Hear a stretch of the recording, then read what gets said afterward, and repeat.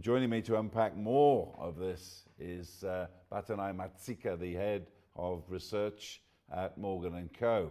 So it seems to me, Batanai, that this level of debt is actually strangling any hopes of recovery in the economy.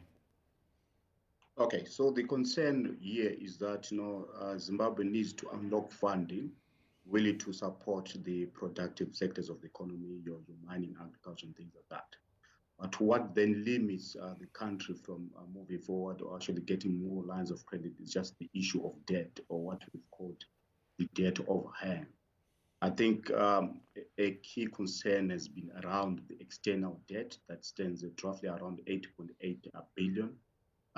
So basically, we're looking at multilateral institutions that are owed something like 2.5 billion, and we also have bilateral creditors at the same time, roughly around 5.5 billion. So really, it has sort of limited the country from moving forward in the sense that, for production to happen, there's need to unlock more funding.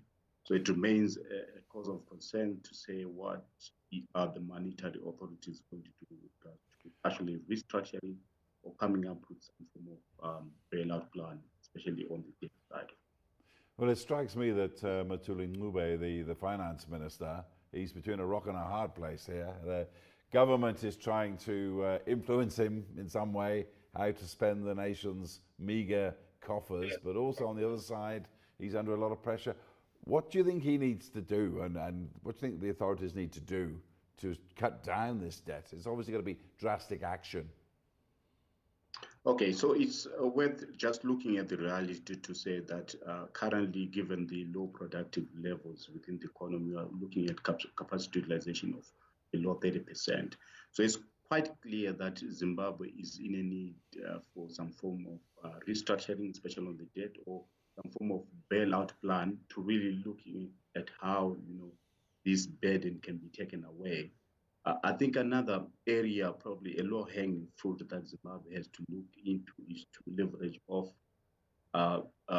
mineral resources, strategic minerals such as diamonds and gold, and then probably come up with a structure around that to say, let's use some of these revenues, to pay off, critical debt, especially to the World Bank, African Development Bank, and even the European Investment Bank, so that the country can at least unlock something, and then we can start moving from there.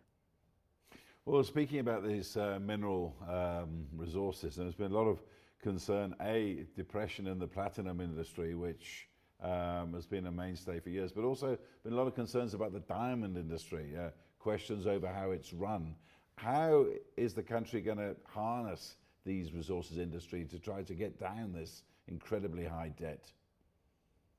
Okay, so on the mining side, we've seen a bit of some reforms.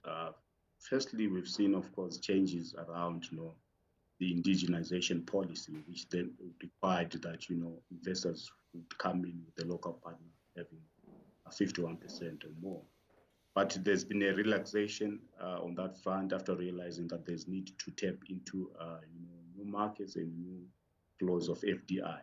So really, that has sort of helped in terms of just selling the story in Zimbabwe. But really, it's all about conducive environments at the end of the day, because there's need for supporting structures, especially around tax, and also some of the infrastructural constraints that we continue to see, road, and also the electricity issue.